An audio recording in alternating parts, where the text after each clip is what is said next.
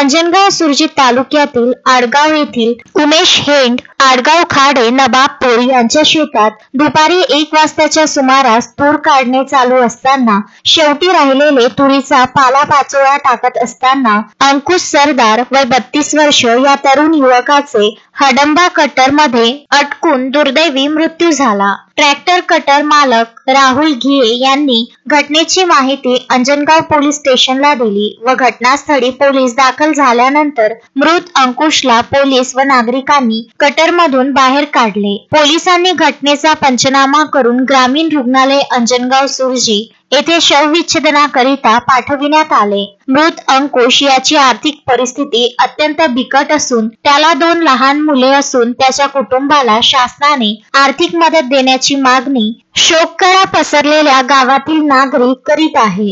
Ravindra Wankhede, Vidarbha news, Anjangaon Surji.